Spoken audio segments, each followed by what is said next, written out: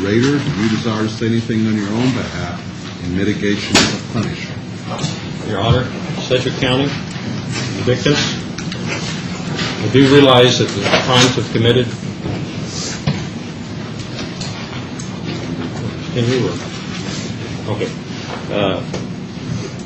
The atrocious crimes I've committed has continued as the Sedgwick County is a monster. It brought the community, my family, the victims, dishonor. And it's all self-centered, as what you could call, I would call a sexual predator. Today is my final judgment.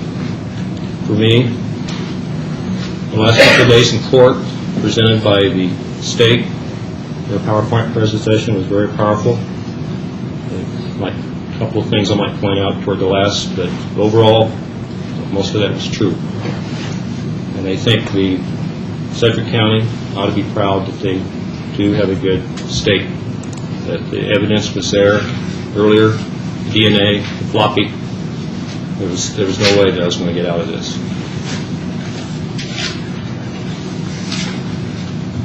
With remorse, responsibility, and corrections are the concepts of apology. The old me started whatever it was, Factor X, sexual predator. The volcano was the building of all those years was the Otero. And probably the most devastating and upsetting, let me tell everybody, is Josephine. I just don't know. Self-centered, very selfish, and it exploded on that day. And it did continue, off and on. Dishonesty? Definitely. Dishonesty, probably the first thing to the people that I encountered, that they trusted me that I was going to tie them up, take their money, and leave. And then I killed them. That's dishonesty to my family. That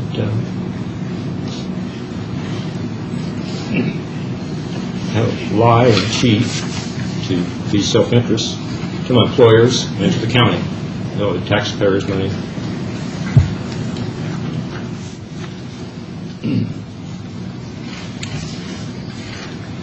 Pride and responsibility. Yes, I had pride back then.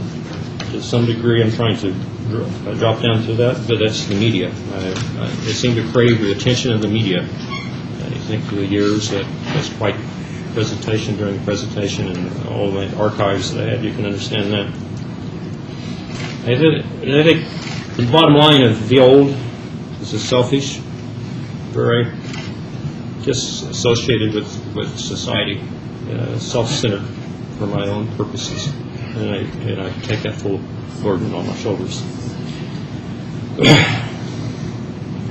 Victims. I wrote some notes down. I don't know if this is really appropriate or not. And these things a lot of these came out of paper because I knew the people. You all know why I chose them. But I thought I'd share some things. Kathleen Bright.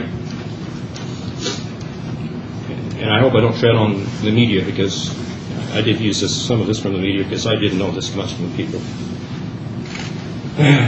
She spent time on her grandparents' farm. Well, I did too, as a kid. I have many fond memories of that, and I took that from her. She went to Valley Center. I was at Valley Center High School for 2 years there. Walked the halls, probably at the same line. Shared maybe the same teachers, although they would have been older. She worked at Coleman, just like I did, trying to fill a job, as anybody would. Try to keep, our heads above water, and I took that from her. Dolores Davis,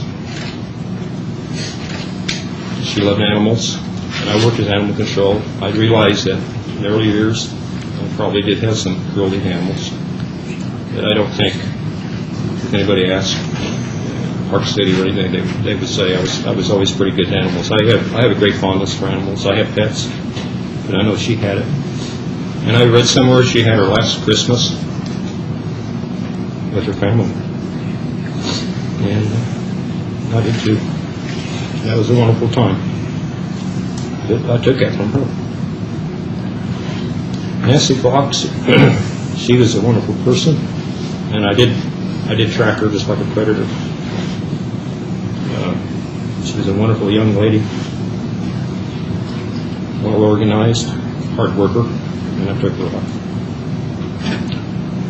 We had, she was a neighbor. Want to walk by, wave to a gardener. I loved to garden flowers. She attended church, the same church I'd been to with the Boy Scouts.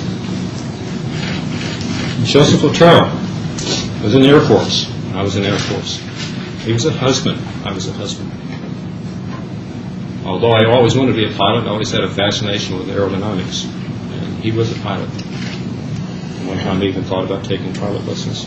And a veteran. I was a veteran. So our threads are close. Julia Otero was a lot like my wife, a loving mother. Raised kids. And she also worked at Coleman. Josephine.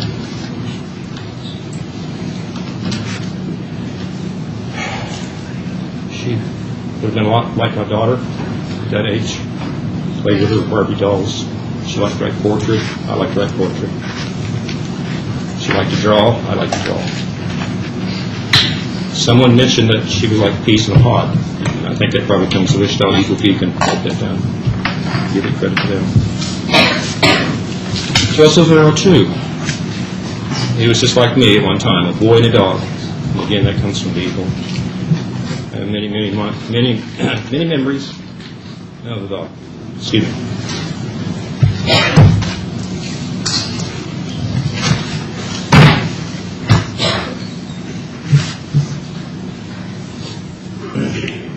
Anyway, I had a lot of memories as a kid with one of my pets.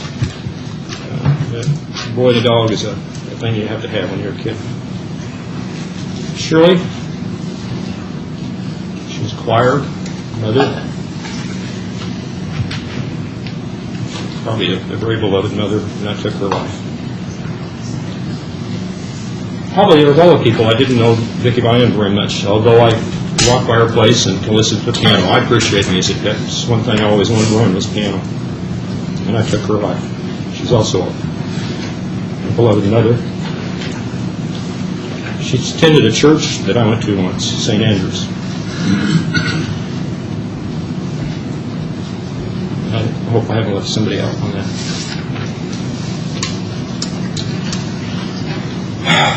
Okay, to rebuild humility. Basically humbled myself now. The detention center I'm going to. I've tried to realize, work with the police department, work with my defense, and tried to realize my faults. Honesty. Again, I think I cooperated with the police as well. I did. I understand there was some smoke blowing, and that was probably my demise. The afterlife was smoke. The thing about Jakey Allen was smoke. BTK story early. Parts of it was smoke. The problem is I blew so much smoke that now nobody knows facts or fiction. And that's basically my demise. I'd be very honest with my attorneys. We worked very hard. We met almost every day earlier before the plea, somewhat less after that, but it's basically all over. And Steve encouraged me not to go with an early plea so we could do more. They did all the things they could with the floppy. They had an expert come in, go over the floppy to see whether there was any problems with that. They did extensive research on the DNA. There was a sore spot with me when they took my daughter, but I understand in law enforcement you have to do certain things. And I think honesty, people will say, I'm not a Christian, but I believe I am. So, anyway, I faced up to the man himself now, my boss. I think that all points to accountability and full responsibility now. And my remorse, well, I think it's here. know the victims' families won't ever be able to forgive me. But, I hope somewhere deep down, eventually, that'll happen. When this happened, I was, what I would say, not a total at one time. Part of me, only the thoughts that compartmentalized. That is probably, as the stage show started to show today, was a compartmentalization of me. And that has been my biggest, where I could flip back and forth. I'm not proud of that. It's just, it was escape mechanism, defense mechanism. I could switch back and forth fairly fast.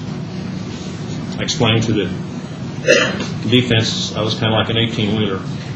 Either uphill or downhill, I could switch gears very fast and rapidly.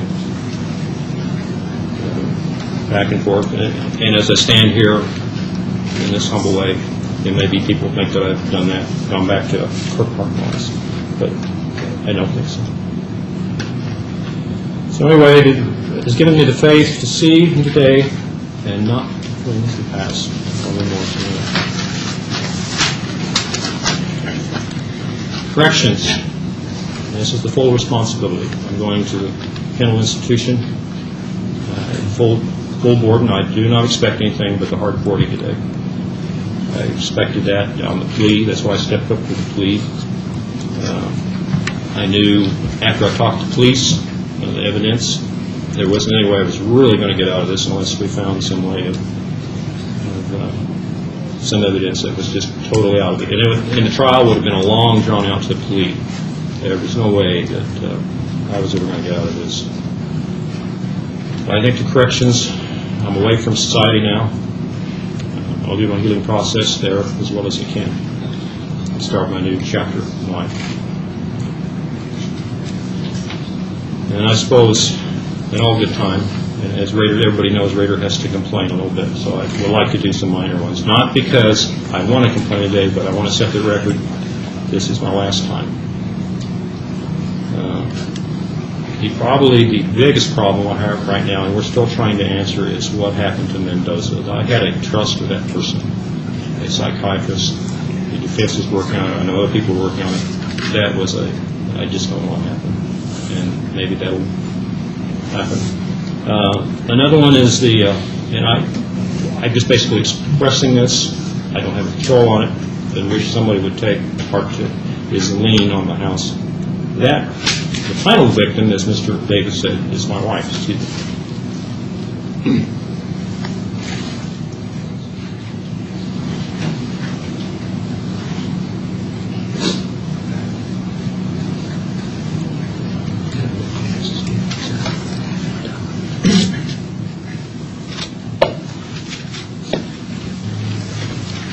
Excuse me, Judge.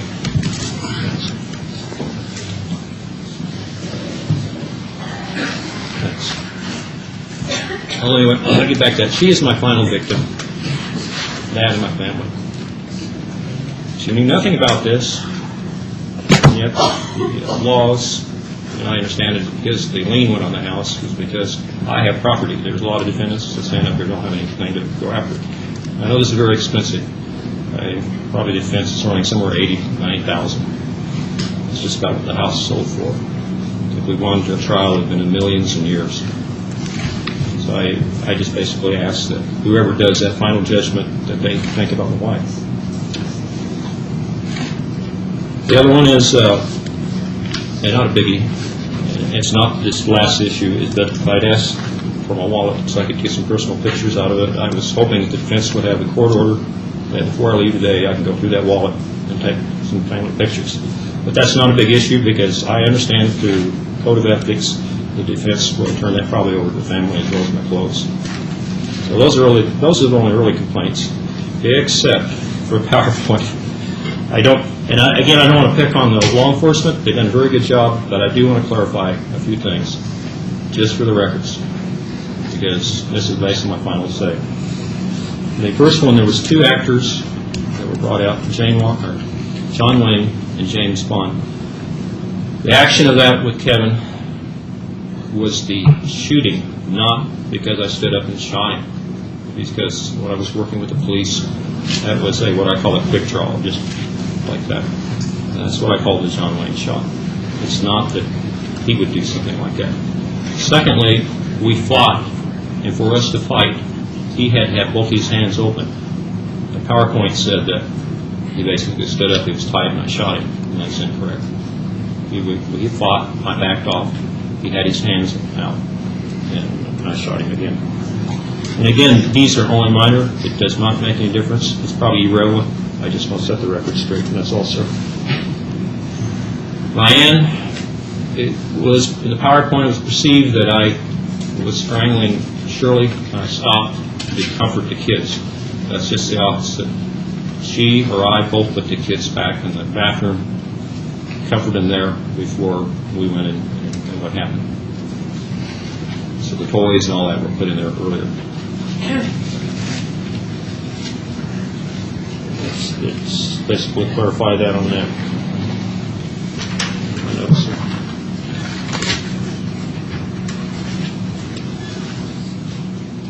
And this is really minor, although it makes you wonder whether the information is tainted or not, the evidence, and what makes you speculate whether law enforcement did do, although they look like they did a good job, whether they did it 100%. The Doris Davis graves, they flip back and forth.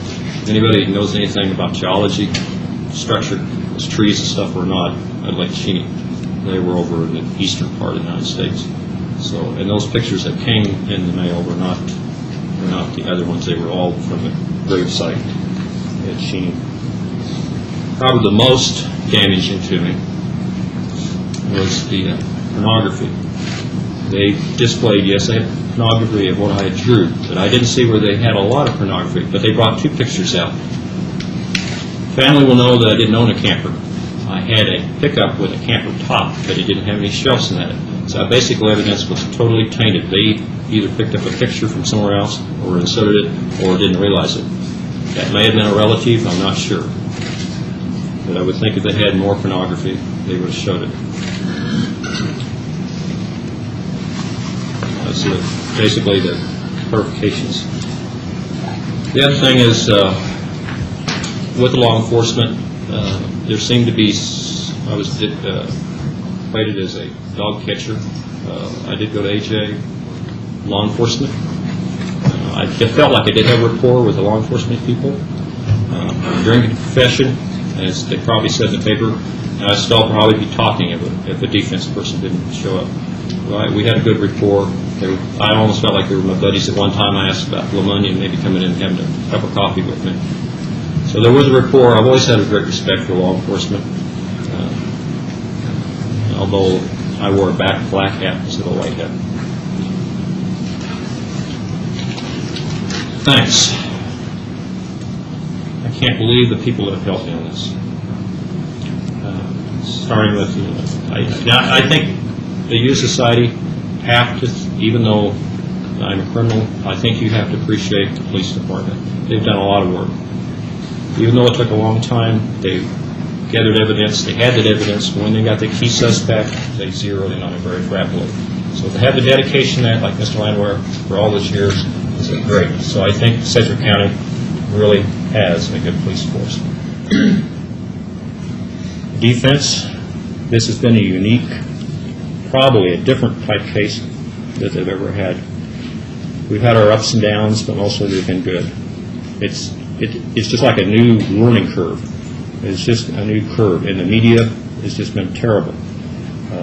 I worked with the media afterwards, and it's just tremendous. And they've done very good. Sarah has probably been my workhorse.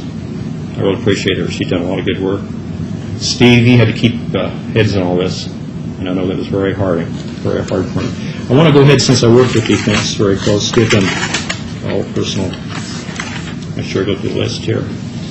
I already mentioned Steve, Sarah McHenley. Everybody knows Steve. Another one that helped me was Gemma Mitchell. I think she's on a case today. Probably, is that correct in El Dorado? Or someone over there? Okay. Leanne Starrich, she was a social worker that did a lot of research for me earlier, so I appreciate her helping that. There's Jenny Blind, was a special investigator. And then Jamie Chimers, she's the one that cut my hair and brought my clothes up. So I have they're basically my family, so I appreciate that. On the professional staff, although we had some questions with Robert J. Mendoza and what happened there, I think that time that'll be solved. But I still have to give him credit for coming in and helping me and working with me. And I'm sure, I hope I pronounced that right. It's Tala K. Walters. She was the other doctor that came in. And they were all from Cambridge Forensic Society for Consultants. So I really appreciate the defense. They've done a lot for me, kept me advised. Sedgwick County Detention Center. I was really scared when I first came in here. I've never been arrested before. I really didn't know what to look. I was basically 43 days up there in isolation. At first, the officers, patrol officers, they call them deputies down there, pod deputies. They didn't know me, I didn't know them, but they finally opened up and they became human, and I think they realized I was human too. Eventually, I moved over to Pod 2, and that's a very much camaraderie with what I call the Dirty Dozen or the T's in the pod. They were a bunch of great guys. Most of those guys are gone now. But I have a lot of respect. I sit down with them. We're all have crimes. But you basically build a camaraderie with those type people. The people who move me around, I'm what they call, I call it hot peppers or habanero. We wear red. We have the special movers. Again, I hope I pronounce these, from the detention area, I hope I pronounce these people's last names right, and if I leave somebody else, I apologize for that. One I have is Robert Henshaw, Captain Barbara Maxwell, Captain Glenn Kurtz, Lieutenant Larry Braggs, Sergeant. He's my main sergeant. He's one that's been very, very close with me, worked with me, David Milne, and I have a lot of respect for him. He's been my main sergeant. I'm the judicial, and I'll probably mess up his last name, but it's Daniel Bardensbrand, and I messed that up. I'm sorry. And then it's Brad Paul. There's many more beyond those. I would be here a long time if I helped. So I do appreciate all those people that helped. Pastor Clark. He has been my main man. He comes see me every day. Or not every day, excuse me. At least once a week, sometimes twice a week. If anybody I was dishonest to, is that man right there.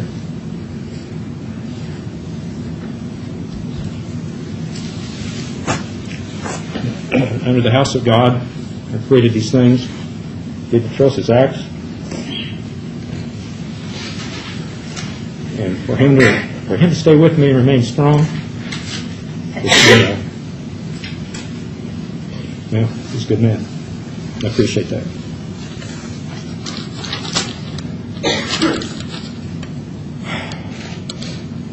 He also went through me earlier this week. We went through a confession. I sat down and went through each of the people I killed, and we confessed on that. And I felt a strengthening some bonds there at that time with him. Family, the last victims. I don't even want to start with them. They're still supportive a little bit. My wife's gone on, divorced. She's trying to stay out of harm's way. Since my kids are away, I don't get much letters or anything from them, but they're basically supportive. A couple things here.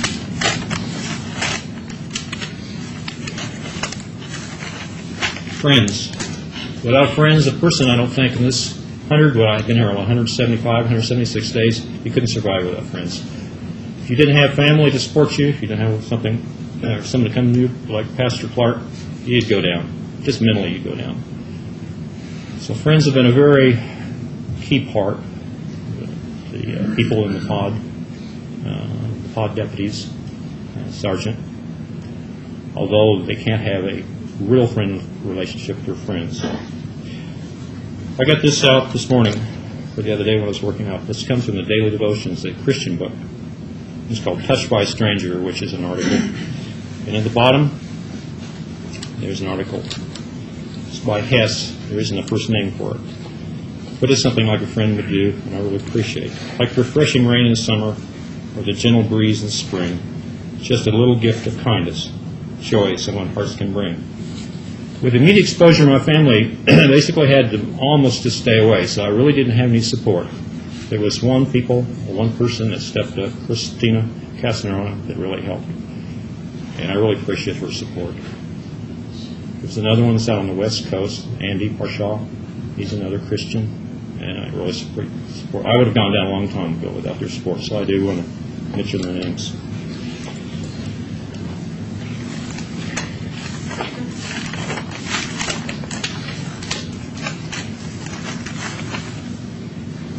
A Christian Bible verse I found that I think it's helping me, or will help me, and leading me. This is John 8:12. I am the light of the world. He who follows me shall not walk in darkness, but have light of light.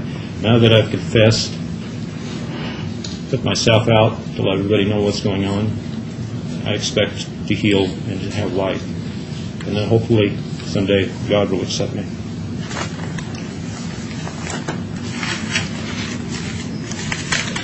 I think Central County, myself, we speak of a man as an evil man. The dark side was there, but now I think light is beginning to shine.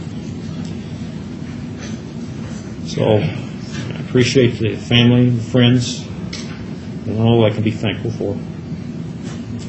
And I think that will keep me from finally going to the dark side or hell.